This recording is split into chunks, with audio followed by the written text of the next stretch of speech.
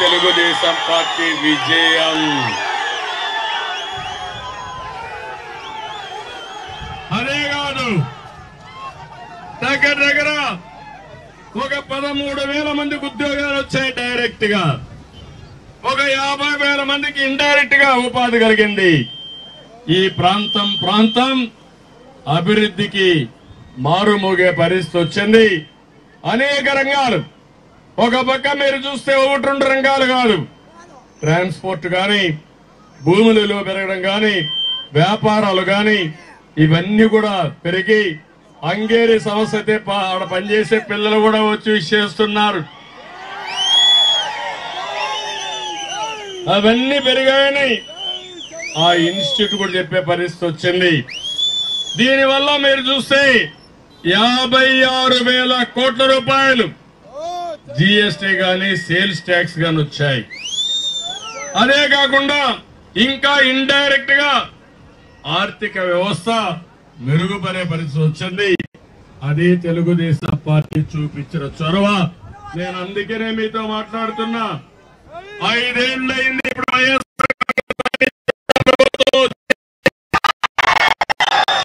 ఒక్క ప్రాజెక్టు కట్టారా మీరు? ఒక రోడ్డు వేశారా మీరు? ఒక ఇండస్ట్రీ వచ్చిందా మీ వల్ల? రాలా, పోయినాయి. ఆ రోజు మీరు చూడండి, కియాకు అనుబంధ పరిశ్రమలు చాలా రావాలి. ఇక్కడి నుంచి బెంగళూరు వరకు ఇండస్ట్రియల్ హబ్ గా తయారయ్యేది. కనీసం ఒక్క ఇండస్ట్రీ వచ్చిందా? జాకీ పారిపోయిందా? ఎవరన్నా రావాలంటే భయపడిపోతున్నారా? ఒక ఆయన ఉన్నాడు, ఎంపీ, గ్రేట్ ఎంపీ. ఆయన చూస్తే నాకైతే భయం వేస్తా ఉంది. ఎప్పుడు బట్టలు పేసుడు మీదకి వస్తాడో నాకే తెలియదు. ఏమో మా ఆడబిడ్డలు ఉన్నారు ఇక్కడే, ఈయన పేసి ఊరులో మాట్లాడతాడు, సరసాలు ఆడతాడు. అలాంటి నీచులంతా ఎంపీలుగా తయారవుతారు. ఏం చెప్పాలి? మీకు బాధ అనిపించలేదా? సిగ్గు అనిపించలేదా? మీకు బాధ అనిపించలేదా? మీకు ఇక్కడికి వస్తాడు, ఇక్కడికి వచ్చి బెదిరిస్తాడు, తుపాకు చూపించి, ఏళ్ళతోనే తుపాకు చూపించి ఏమనుకుంటున్నారు? నా ప్రభుత్వం మీ కథ తేల్చేస్తానంటాడు. ఏం తెలుస్తావా నువ్వు? నీ కథ ఒకటే చెప్తున్నా, బట్టలిప్పి వీడియోలో చూపించావు కానీ మీరందరూ అనుకుంటే శాశ్వతంగా బట్టలిప్పి బయట పంపిస్తారు. అవునా కాదా? ప్రజలకు ఆ శక్తి ఉంది, తమాషా అనుకోవద్దు.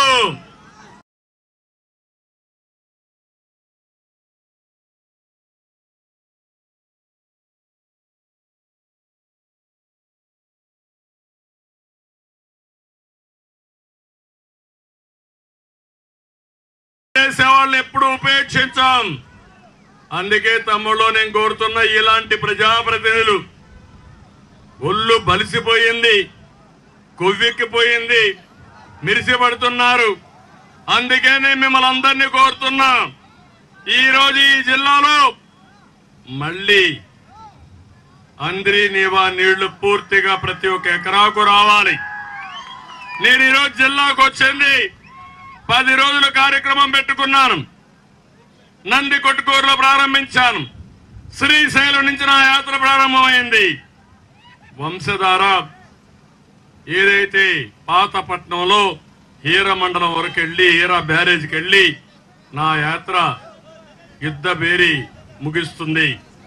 నేను వచ్చిన యుద్ధ బేరి ఒకటి, ఈ రాష్ట్రానికి ప్రతి ఒక్క ఎకరాకు నీళ్లు ఇవ్వాలని, నదుల అనుసంధానం జరగాలని, గోదావరి నీళ్లు రాయలసీమకు తేవాలనేది నా సంకల్పం, నా జీవితాశయం.